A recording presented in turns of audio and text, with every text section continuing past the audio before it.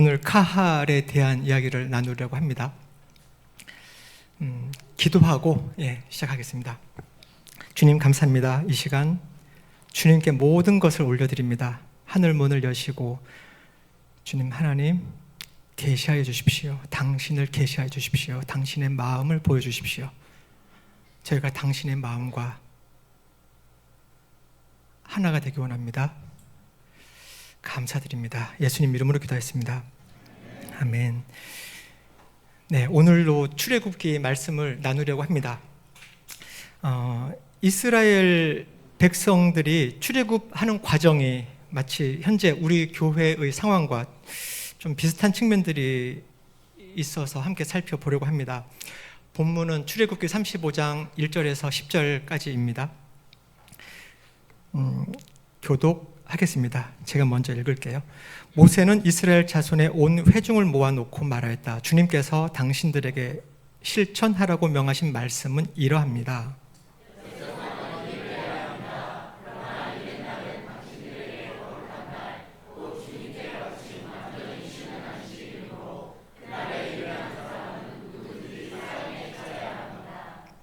안식일에는 당신들이 사는 어디에서도 불을 피워서는 안 됩니다.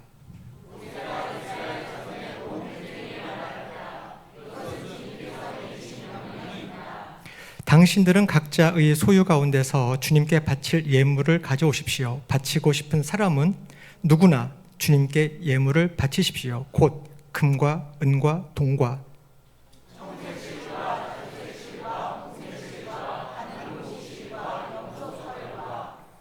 붉게 물들인 숫양 가죽과 돌고래 가죽과 아카시아 나무와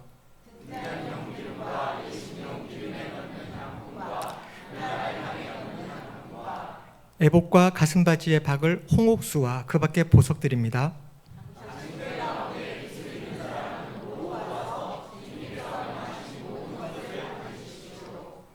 네, 출애굽기 35장 1절에서 10절까지 읽었습니다. 오늘 본문은 애굽을 떠나서 광야길로 걸어서 시내산 아래에 도착해서 이제 머물고 있는 이스라엘 회중들에게 하나님이 하시는 말씀입니다. 마치 방배동 교회에 잠시 머무르고 있는 우리 교회에게 하나님이 하시는 말씀처럼도 들려서 나누고자 합니다.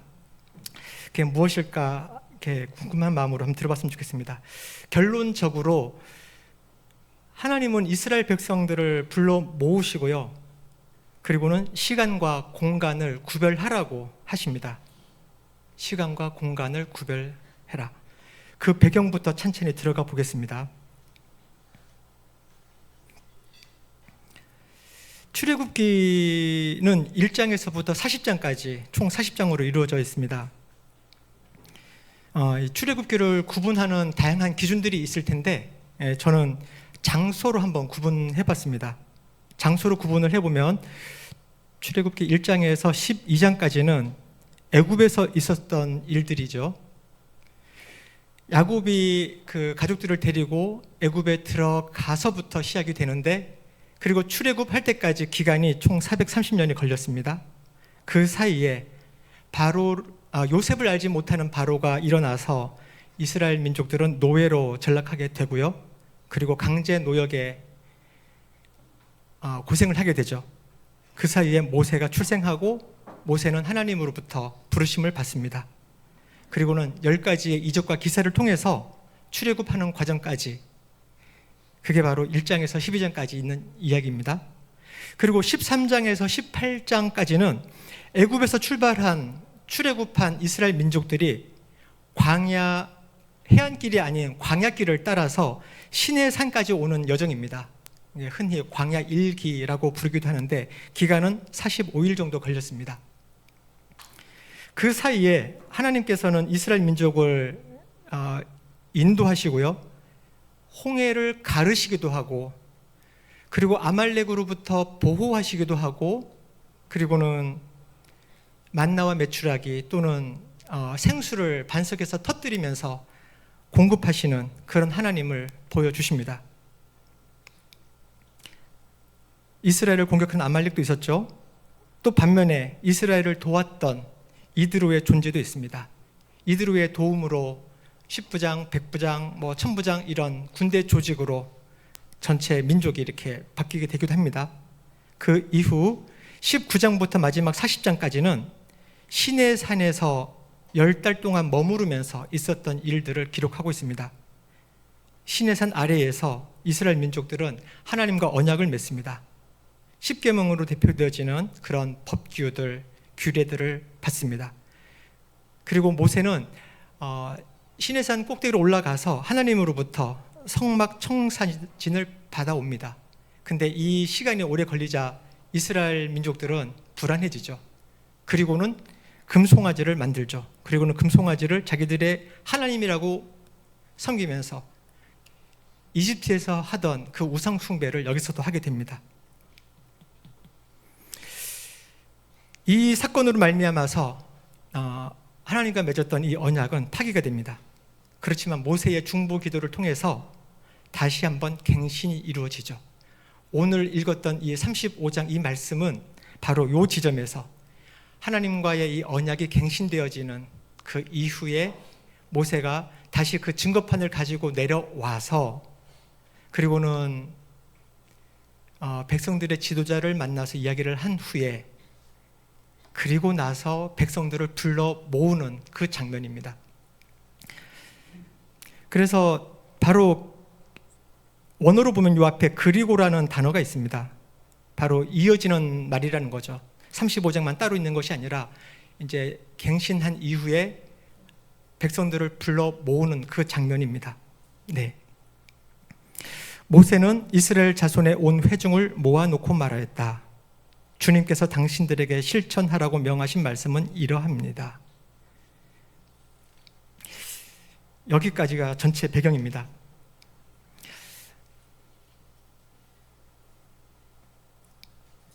여기 본문에서 모세가 이스라엘 자손의 온 회중을 모아놓고 말하였다라고 하는데 이 온 회중을 모았다, 이 모았다라고 하는 이 단어가 바로 오늘 제목으로 잡은 카할이라는 단어입니다. 카할, 불러 모으다, 소집하다 이런 뜻입니다.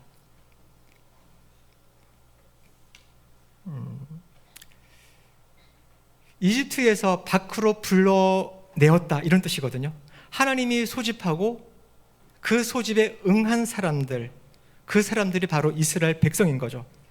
신약에서는 이와 동일한 개념으로 쓰이는 단어가 바로 에클레시아입니다. 에클레시아 많이 들어봤죠? 에클레시아입니다. 이 에클레시아라는 단어도 문자적으로는 밖으로 불러 모으다 이런 뜻이라고 합니다. 바로 죄악된 세상에서 불러 모은 성별된 자들의 모임, 곧 예수 그리스도를 구주로 고백하는 성도들의 모임을 일컫는 단어입니다. 바로 교회죠. 네, 교회입니다. 근데 이 에클레시아라는 단어는요, 사도 베드로가 예수 그리스도를 향해서 주는 그리스도시요 하나님의 아들이시니다라는 고백을 하게 되죠. 마태복음에 나오는 말씀입니다. 같이 한번 이것도 읽어보겠습니다. 같이 읽겠습니다. 예수께서 그들에게 물으셨다. 그러면 너희는 나를 누구라고 하느냐? 시몬 베드로가 대답하였다. 선생님은 살아계신 하나님의 아들 그리스도십니다. 예수께서 그에게 말씀하셨다.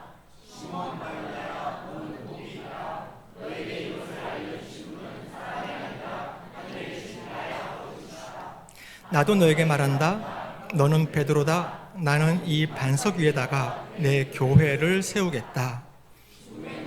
그것을 이기지 못할 것이다. 바로 여기에 교회, 내 교회를 세우겠다고 하시는 예수님의 말씀, 바로 이 교회가 에클레시아입니다. 사도행전을 보면은 사도행전도 같이 한번 읽어보겠습니다. 이 사람은 이스라엘 백성이 광야에서 회중으로 있을 때에 시내산에서 그에게 말하는 천사와 우리 조상들 사이에 중개자가 되어서 산 말씀을 받아서 우리에게 전해준 사람입니다.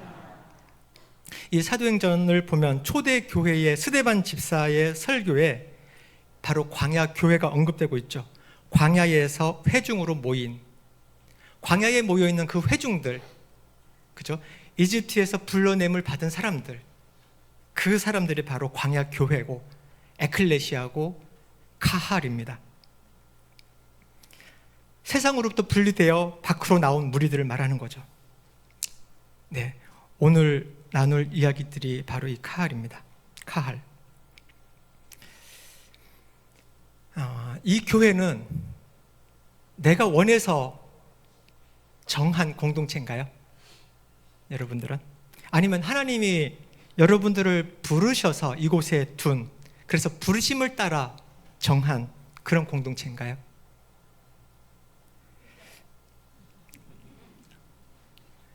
예, 마음의 답을 하고 계시죠? 하나님이 나를 이 공동체로 부르셨는가? 네, 질문하고 답해 보시면 좋겠습니다. 내가 원해서 이 공동체에 있는 것 좋습니다. 나쁘지 않습니다. 그렇지만 교회의 개념이 소집, 불러냄, 부르심을 받은 사람들의 모임, 이렇게 한다면 하나님이 나를 이 낮은 마음 하나 카할로 부르셨는지를 질문해보고, 그리고 또 그에 따라서 한번 생각해보는 것은 좀 필요하지 않을까 하는 생각을 해봅니다. 이 공동체에 가면 내가 원하는 것을 할 수 있으니까 여기가 내 공동체다, 그럴 수 있습니다. 내가 원하는 것과 하나님의 부르심이 같다, 그러면 좋죠. 그런데 나는 이곳을 원하는데 하나님은 다른 곳으로 부를 수도 있거든요. 저의 경우는 20년 전, 3, 4년 전에 제가 아무리 교회를 둘러봐도요, 제일 먼저 선교사로 나갈 사람은 저밖에 안 보이더라고요. 그래서 아마 하나교회의 제1호 선교사는 나다, 이런 생각을 하면서 선교에 대한 꿈을 꾸고 했었습니다. 근데 모든 선교회 분들은 저한테서는 안 열렸어요. 계속 막혔습니다. 제가 원하는 거랑 하나님이 원하시는 거랑 안 맞았던 거였죠. 달랐죠. 지금 저는 여기 서 있습니다. 그러기에 한 번쯤은 생각해보고 정리해두는 게 좋지 않을까 해봅니다. 최근에 침례받으신 분들이 있죠. 그분들은 예수님을 구주로 영접하고, 그리고 우리 하나카할, 하나교회 공동체에 속하겠습니다, 이 공동체의 멤버가 되겠습니다 라는 고백을 우리 회중들 앞에서, 온 회중들 앞에서 하신 거죠. 그리고 하나님의 하나카할로의 부르심에 응하신 분들입니다. 하나님의 부르심에 순종해서 그 부르심을 따르는 그 사람들의 모임이 바로 교회니까요. 최근에 한 청년이 저한테 이런 질문을 했습니다. 전도사님, 제가 교회를 어떻게 생각해야 하나요? 뭔가 좀 무게가 느껴지는 질문이죠. 예. 교회가 저의 삶에 어떤 위치를 차지하는 건가요? 그럼 저는 교회를 어떻게 대해야 하나요?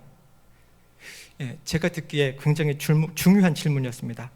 하나교회의 교회로는 무엇인가요? 라고 신학적으로 물은 건 아닌데, 근데 그 질문의 본질은 우리 하나교회의 교회론에 대한 질문이었습니다. 그 형제가 이렇게 답해 주었습니다. 교회는 예수님의 몸이에요. 우리가 다 아는 내용들이죠, 그죠? 예수님은 머리시고요, 교회 지체로서 다른 지체가 아프면 나도 아프고요, 기쁘면 나도 기쁘고, 그렇죠. 다른 지체를 잘 되게 하고 섬기는 게 예수님을 섬기는 것이고, 근데 사실 따지고 보면 그게 나를 섬기는 거예요. 나도 그 몸의 일부니까요. 그러려고 내 시간을 쓰고, 그리고 내 시간 써서 또 내 힘을 써서 의자도 나르고 왁스 청소도 하고, 그리고 돈도 벌고, 그 돈을 번 돈을 가지고 형제들을 위해서, 자매들을 위해서 쓰고, 그 돈 써가면서 형제를 만나서 성경 공부도 하고, 그러려고 또 돈도 버는 거죠. 그러는 거예요. 그게 기쁜 거죠. 그게 진짜 의미가 있고, 게다가 영원히 남는 일이기도 한 거잖아요. 예, 그런 이야기를 했습니다. 재작년 말에 저는 이 교회가 아파서 신음하는 소리를 들었습니다. 그 소리에 공명이 일어나서 이 교회의 아픔을 함께 해야겠다. 나도 가서 옆에 그냥 서 있어 줘야 되겠다. 그런 생각을 했습니다. 교회가 아프니까 저도 아픈 거잖아요. 그죠? 우리가 다 같이 아픈 거죠. 우리 하나교회, 이제 낮은 마음 하나교회의 부르심은 무엇일까요?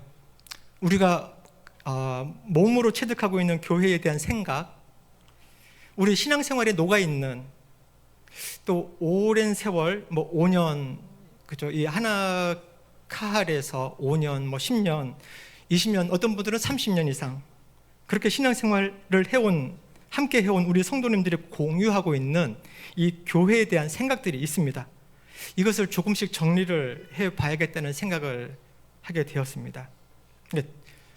그 전에 그런 걸 정리를 제가 왜 굳이 하겠어요, 그죠? 그냥 몸에 그냥 배어 있는 거고, 지금은 전도사로서는 한 번쯤은 정리를 해봐야 되겠다. 그리고 그것을 우리 리더들이랑 그리고 전체 구성원들이랑 함께 공유해야 되겠다. 이런 생각들을 하게 됐습니다.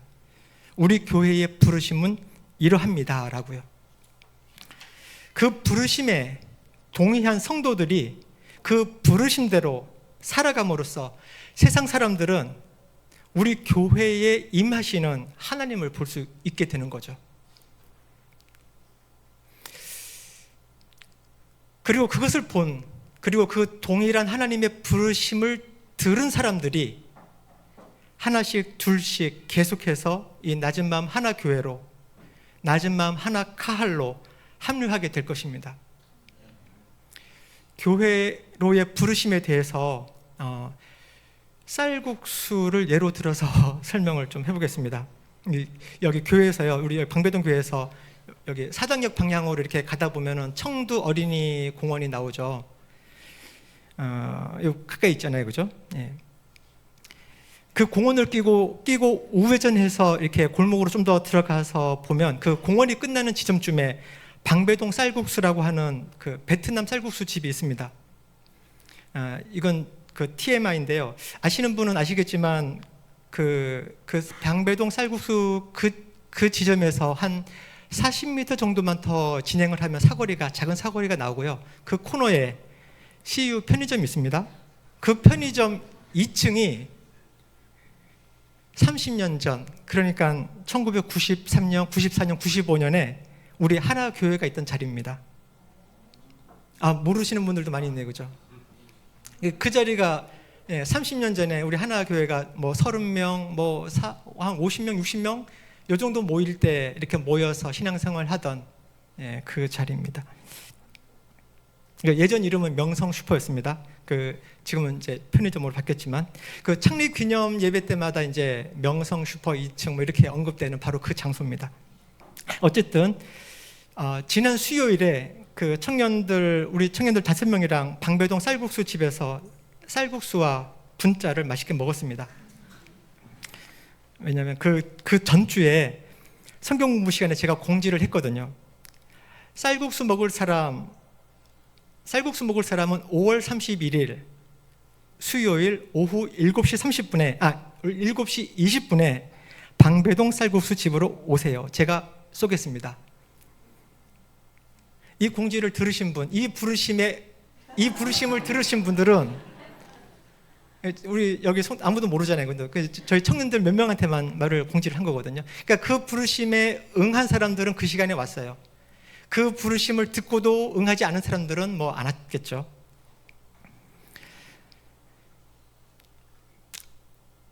모여서 즐겁게 먹었습니다. 이게 주문하고 기다리는데 이제 정주영 전도사님이 딱 들어오셨어요. 주영 전도사님도 이 부르심을 들으신 걸까? 제가 이 부르심을 이렇게 초청할 때는 주영 전도사님 안 계셨거든요. 저희 청년들 몇 명한테만 한 건데 딱 나타나신 거잖아요. 근데 그 부르심을 들었으면은 당연히 제가 공지한 대로 제가 사드려야죠. 근데 그래서 조용히 여쭤봤어요. 아니래요. 그러니까 저녁 식사용으로 테이크아웃 하려고 이제 오신 건 거예요. 그래서 이제 주문한 게 나올 때까지는 앉아서 같이 교제하고 이렇게 지냈는데, 그렇지만 저의 그 부르심에 응해서 온 게 아니기 때문에 제가 결제할 이유가 없죠. 그리고 함께 먹지도 않았습니다. 테이크아웃하고 그냥 갔습니다. 근데 한편 그 자리에 그 자리에 온 청년들이 5명 있었습니다. 저까지 포함해서 6명이죠. 그 청년들 중에 어느 누구도요, 국밥이나 돈가스 시킨 사람들이 없어요. 뭐 당연한 얘기를 하냐고요. 당연하죠. 저는 쌀국수 집에 청년들을 부른 거고요, 그죠? 그리고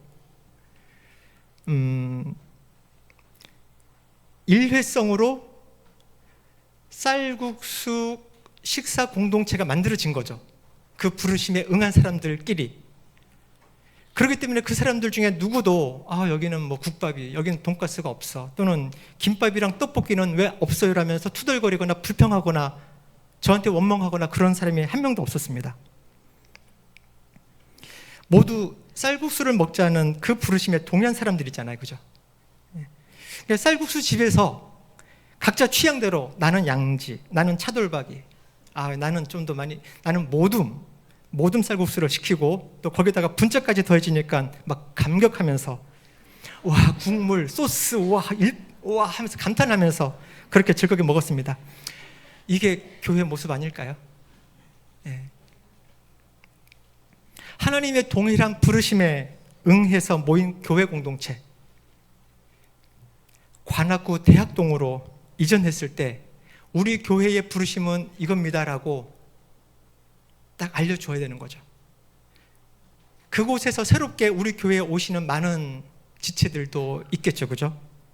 근데 그 사람들이 여기는 쌀국수 집이구나 이렇게 알고 와야죠. 왔는데 왜 여긴 국밥 없어요? 라면서 우리 보고 국밥 내놔라 이렇게 하면 안 되잖아요, 그죠?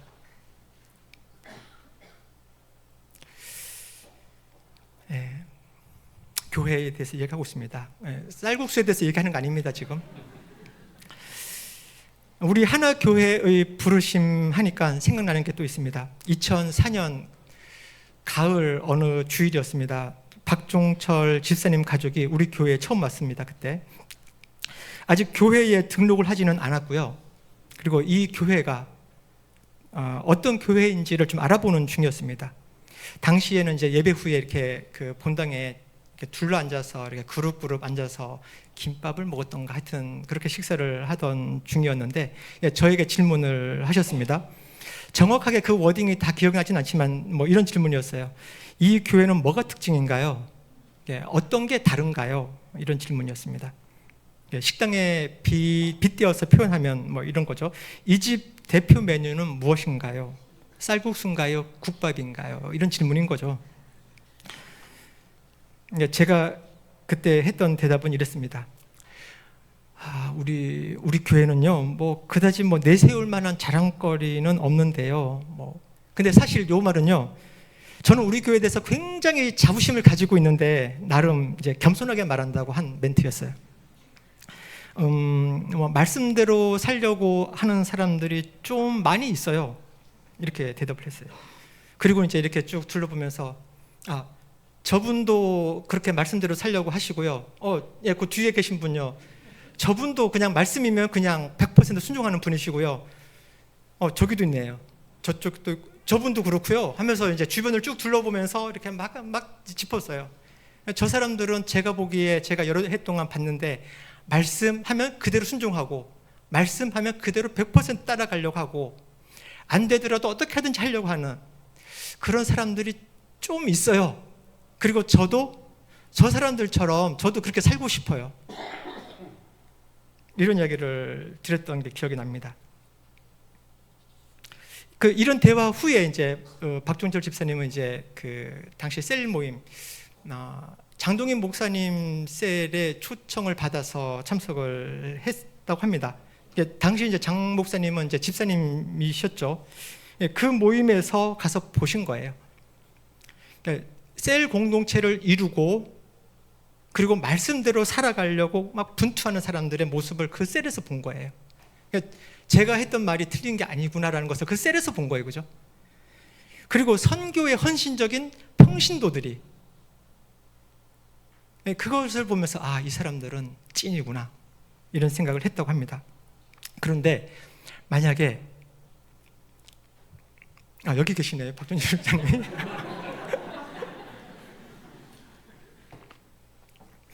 만약에요, 박종철 집사님 자신이 그냥 교회는 주일에만 다니고 그냥 성경 말씀대로 살면야 좋지, 근데 그게 말처럼 쉽나? 일하기도 바쁘고 뭐 이런데 그냥 이런 정도로 살아가는 썬데이 크리스천이었으면은요, 아마 저의 말과 또 방문회에서 봤었던 그 셀의 모습들을 보면서, 그죠?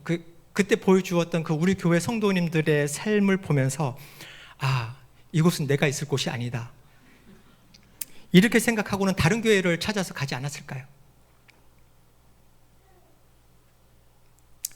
근데 하나 교회 공동체의 부르심에 응한 거죠. 그러니까 여기 앉아 계신 거잖아요, 그죠?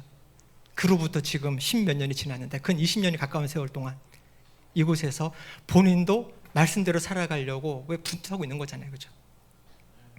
그런 사람이었던 거예요, 그죠? 그런 사람들이 오는 거예요. 그런 사람들이 오는 거예요.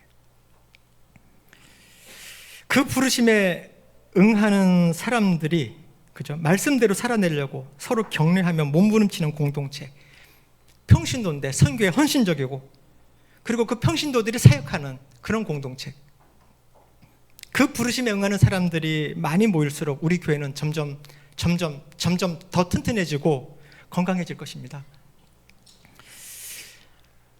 때로는 부르심은 이곳이 맞는데 왜 여기인지를 모를 때도 있을 겁니다. 그렇지만 그 부르심이 확실하다면 그런 시기에는 그냥 버티고 있어야 될 때도 있는 것 같습니다. 예를 들면 여기 있는 특별히 청년 여러분들, 지금 다니는 직장이 다닐만 한가요? 괴롭게 짝이 없고 직장 동료들과 관계도 서로 안 맞을 수도 있고요. 근데 확실하게 하나님이 부르신 것이 아니라면 뭐 적합한 다른 직장들을 찾아서 이직을 하는 게 당연히 좋겠죠. 그렇지만 하나님이 그 직장으로 부르신 것이라면, 그리고 그것이 확실하다면, 그러면 그 이유를 전부 다 알지는 못한다 하더라도요, 그때는 버티고 있어야 될 때인 것 같습니다. 그렇게 하신 하나님의 뜻이 있을 것입니다. 제가 특별히 청년들을 굳이 부른 이유는, 제가 27살 때 알파벳 스트릿으로 이직했던 경험이 있거든요. 그 초반에는 저는 그냥 버텼어요. 이직해서 하나님의 뜻이구나 하면서 왔는데 그냥 버텨야 되는 시간을 가졌습니다. 저는 하나님의 인도하심과 부르심이라는 것을 확신하면서 교회 공동체의 그 직장 공동체인 알파벳 스트릿 어학원으로 이직을 했었습니다. 일하면서도 하나님을 바라보고 집중할 수 있고요, 말씀에 집중하고 또 교회를 섬기는 시간까지 확보할 수 있는 이 환경이 저는 참 좋았어요. 그런데 앞불사, 제가 청일점인 거예요. 청일점, 홍일점, 청일점 이런 말 쓰잖아요, 그죠? 네, 청일점인 거예요. 네, 자매들로 둘러싸인 환경은 좀 무척 힘들었어요. 직원 중에 형제가 저 혼자인 거잖아요. 이걸 제가 미리 알았더라면은, 그래도 하나님의 부르심으로 제가 받아들이고 있었기 때문에 결국은 저도 이제 말씀이면 100% 순종하려고 하고, 하나님이 말씀하셨으면 네 하고 하려고 하고 이런 사람인지라, 하나님이 부르신 것이 확실하기 때문에 저도 결국은 순종은 했겠지만 시간이 꽤 걸리지 않았을까. 미리 알았더라면. 그냥 몰랐으니까 순종하고 바로 왔죠. 와서는 그냥 버티기. 왜냐하면 제가 넉살이 좋거나 사교성이 많은 사람이 아니죠. 그래서 자매님들과 대화하는 게 무척 힘들었습니다. 또 형제가 저 혼자다 보니까 저의 일거수일투족이 직원인 자매들뿐만 아니라 그 자매들이 속한 그 셀들까지도요, 다 퍼지는 거예요. 예를 들면 제가 월요일에 손을 제가 이렇게 한번 들었어요. 그냥 예를 드는 겁니다. 그냥 손을 한번 들었어요. 근데 그 주중에 셀 모임들이 뭐 수요일, 목요일, 금일 이렇게 셀들이 막 있을 거 아닙니까? 이게 무슨 별거라고요. 근데 이 별거도 아닌 이 일이 그 모든 셀들에 다 퍼지는 거예요. 그리고 결국은 그 주가 지나기 전에, 글쎄 동엽 형제가 오른손을 그렇게 들었대 세상에, 막 이러면서 이런 말들이 저한테 또 들려오는 거죠. 제가 뭐 아주 예민한 사람은 아닌데 그런데도 제가 이런 상황이 인지되고 있으니까 제가 얼마나 괴로웠겠습니까? 어쩌면 그것은 하나밖에 없는 그죠? 하나밖에 없는 청일점, 그 교회 형제에 대한 관심일 수도 있는데 전 너무 괴로웠던 거예요. 이 잔을 옮겨주시고 이 악에서 구하소서. 오랫동안 기도했습니다. 왜 이런 상황에 저를 두셨습니까? 그냥 묻고 또 물었어요. 딱히 답은 없으셨어요. 그래서 제 나름대로 이제 나름 합리화시키려고 이제 여러 가지 뭐 그럴싸한 답 해보기도 했는데, 근데 스스로도 설득이 되지 않았습니다. 결혼을 하고 나니까 상황이 조금씩 나아졌고요. 그리고 더 시간이 지나면서 자매들 속에 있는 게 그럭저럭 견딜만 할 정도는 되었습니다. 어느새 이제 자매들도 이제 제가 편해졌는지, 처음엔 전혀 안 그랬거든요. 제 앞에서 그냥 대놓고 막 화장하는 거예요. 막 바르고 그냥.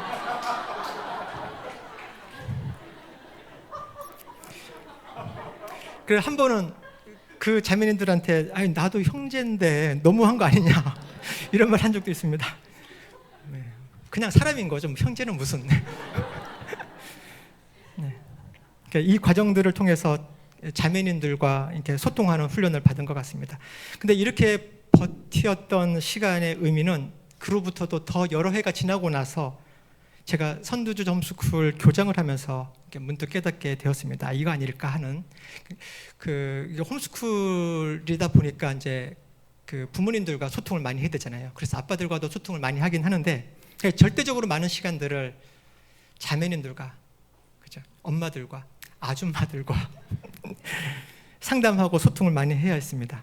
그런데 그것이 그렇게 힘들진 않았습니다. 자연스럽게 소통하고 있는 저를 발견하고는 청일점으로 그 힘들게 그 괴로웠던 그 시간들이 저를 이렇게 훈련을 시킨 거였나, 그게 그래서 이게 필요했던 건가. 지금은 제가 좀 납득이 되는 이유 중에 하나예요. 뭐 그게 또 어떤 무슨 뭐가 있는지는 잘 모르겠지만 지금 제가 이제 많은 시간이 지나고 나서 돌아봤을 때 이런 건가, 이런 정도 생각이 드는 겁니다. 모세는 이스라엘 자손의 온 회중을 불러 모았는데, 그러니까 교회를 불러 모은 거죠. 네, 모아놓고 말합니다. 그리고는 두 가지를 하라고 합니다. 1절에 하나님께서 이스라엘 온 회중에게 실천하라고 명령하신 말씀이 있습니다. 그리고 4절에도 보면은 모세는 주님께서 내리신 명령을 온 이스라엘 회중에게 전합니다. 두 가지였죠. 말씀을 다시 볼까요? 네. 1절을 보면 여기 명하신, 실천하라고 하는 명하신 말씀이 있고요. 실천하라고 명하신 말씀. 그리고 4절에 보면은 하나님께서 내리신 명령이 있습니다. 이것을 요약을 해보면은 안식일을 지켜라, 그리고 성막을 만들어라. 이 두 가지로 요약을 해볼 수 있겠습니다. 네. 근데 안식일을 지켜라, 성막을 만들어라. 두 가지입니다. 가만히 생각해 보면 안식일을 지키라는 것은요, 시간을 구별해라 이런 말이고요. 성막을 만들어라는 말은 공간을 구별해라 이런 말이 되겠습니다. 교회를 불러서 하나님께서 실천하라고 명령하신 게 두 가지가 있는데, 그 중에 하나는 시간을 구별해라, 또 하나는 공간을 구별해라. 이 두 가지입니다. 낮은 마음 하나 카할에게 하시는 이야기가 시간과 공간을 구별해라는 겁니다. 본문에서 2, 3절은 안식일을 지키라는 명령을 하죠. 그리고 어길 시에는 사형에 처하라고까지 합니다. 그리고 4절 이후에 여러 가지 회막 기구들을 뭐 예물로 드려라. 그리고는 뭐 36장, 37, 38, 39장까지 이어지는 그 사계장에 걸쳐서는 회막 기구들, 그리고 뭐 언약궤, 떡상, 메노라, 분향단, 번제단 뭐 등등, 그리고 제사장의 예복까지 하나님께서 다 만들려고 하시거든요. 근데 이 모든 것들은 그냥 성막을 만들라는 걸로 요약을 할 수 있겠습니다. 그래서 두 가지를 하나님이 하라고 하시는데, 하나는 안식일을 지켜라, 하나는 성막을 만들어라. 두 가지입니다. 출애굽기에서 성막을, 그렇죠. 하드웨어를 만들었다면 레위기로 넘어가면은 그 성막에서 어떻게 제사를 드리는지, 그리고 사람들 관계는 어떠해야 되는지 여러 가지 법규들, 즉 소프트웨어를 만들어 주시죠.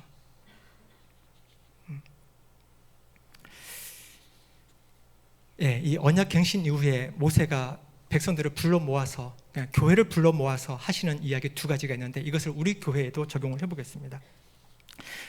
문자적으로 안식일은 금요일 해질 때부터 토요일 해질 때까지가 안식일입니다.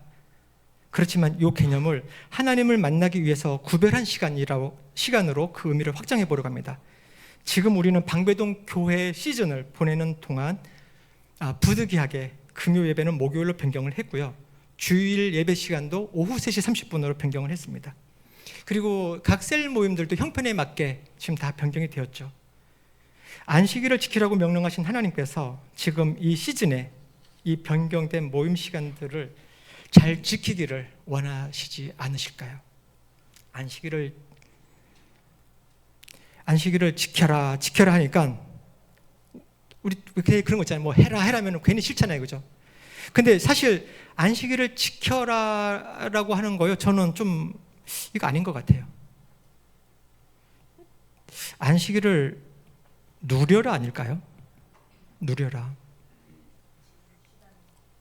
안식일을 누려라. 물론 성경에 지키라고 있습니다. 제가 성경의 단어를 뭐 변개하는 거 지금 아닙니다. 그냥 저의 이 말씀을 이렇게 묵상하는 그 얘기를 지금 하는 건데, 저는 안식일을 누리는 거라고 생각합니다. 저는 안식일은 지켜야 하는 의무 율법 조항이라기보다는 사실은 감격하면서 누리는 권리, 기쁜 소식, 복음 아닌가요? 모세가 불러 모은 이 이스라엘 회중들 전직이 뭡니까? 노예 아닙니까? 노예.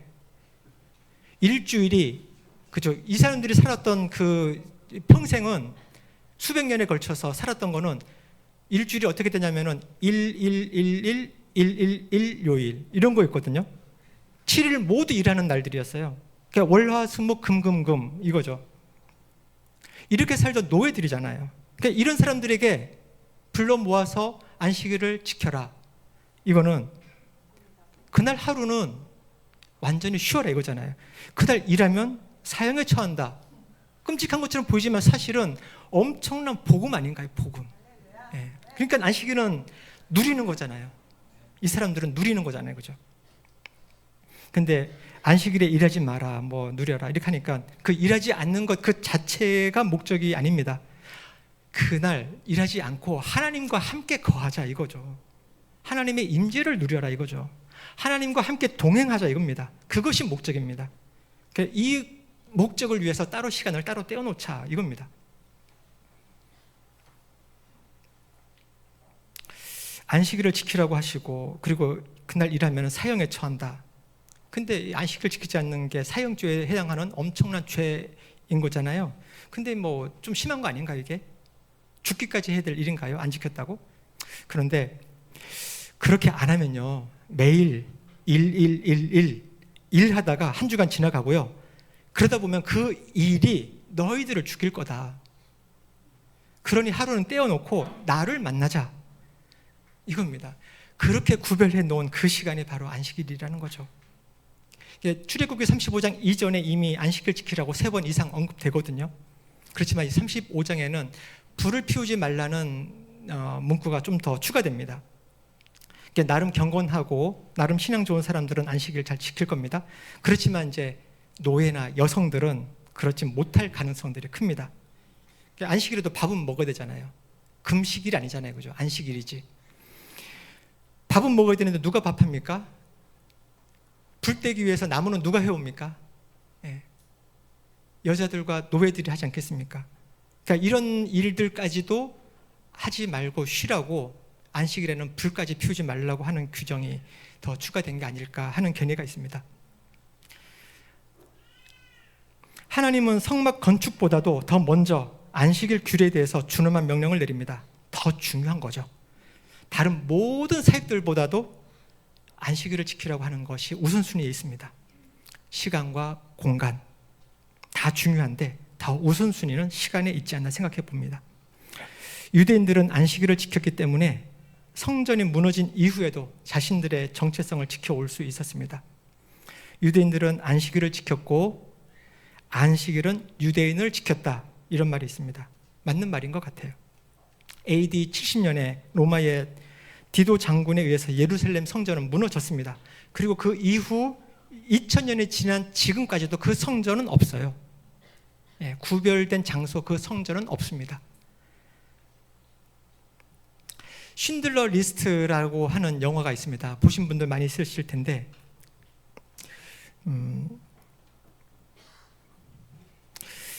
나치 치하에서 안식일을 지키는 유대인들의 모습을 보여주면서 이 영화가 시작이 됩니다. 안식일 초가 켜지고요. 그리고 한 가족이 안식일을 지키는 장면이 나옵니다. 이게 동영상으로 하면 좋은데 이게 음성이라든지 이런 것들이 이렇게 연결이 되지 않는 이 시스템 때문에 그냥 스틸컷으로 해봤습니다. 그리고는 이제 초가 꺼집니다. 이 사람들은 사라지고요. 초만 덩그러니 남아서 다 타고는 꺼집니다.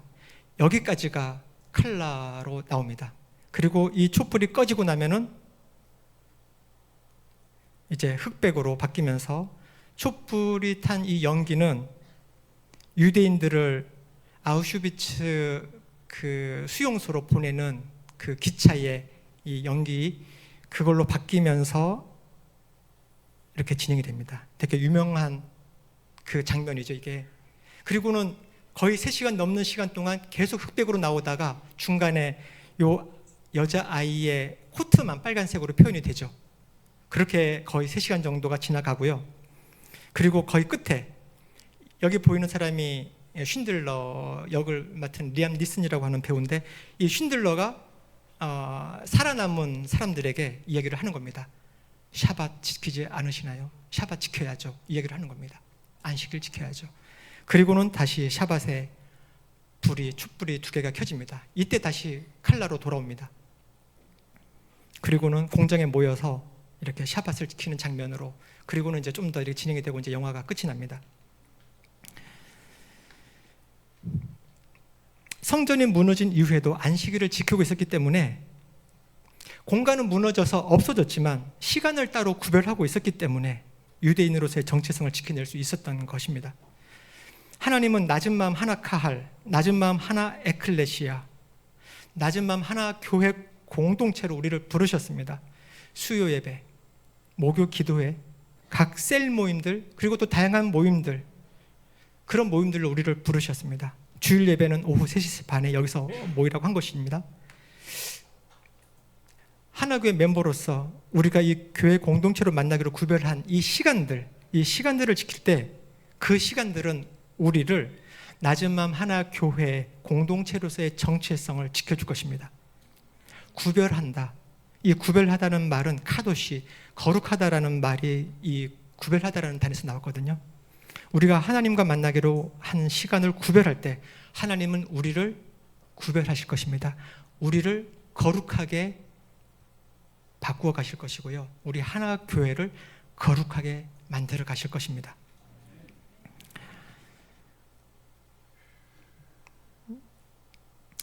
성막은 다음 기회에 되겠습니다. 지금 공사가 되어지고 있는 모습들, 여기가 무대입니다. 본당입니다. 조이 코너입니다. 성막은 다음 기회에 하도록 하겠습니다. 찬양팀 준비 좀 해주십시오.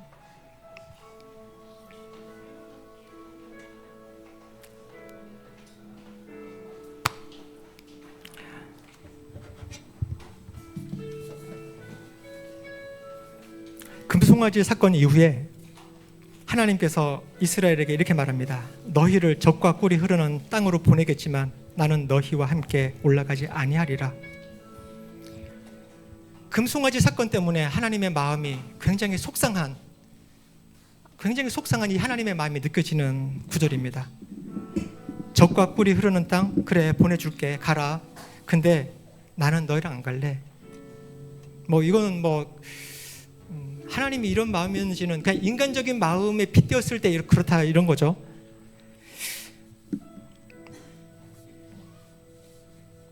목적지,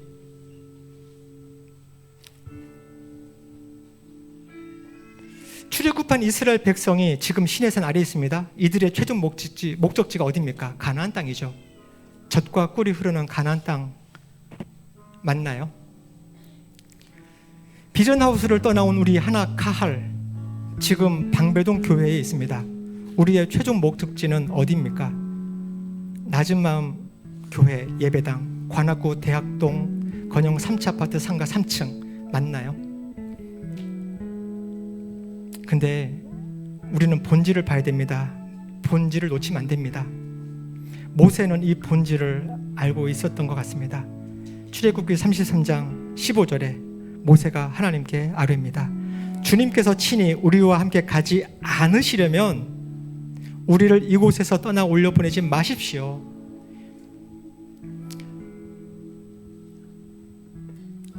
하나님은 너네 가나안 땅으로 가라, 젖과 꿀이 흐르는 땅으로 가라. 난 안 갈래. 너희랑 같이 안 갈래. 모세는 하나님을 붙듭니다.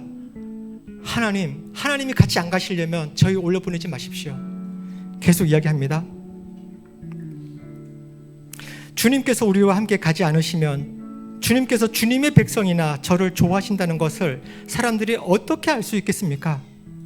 주님께서 우리와 함께 계심으로 저 자신과 주님의 백성이 땅 위에 있는 모든 백성과 구별되는 것 아닙니까?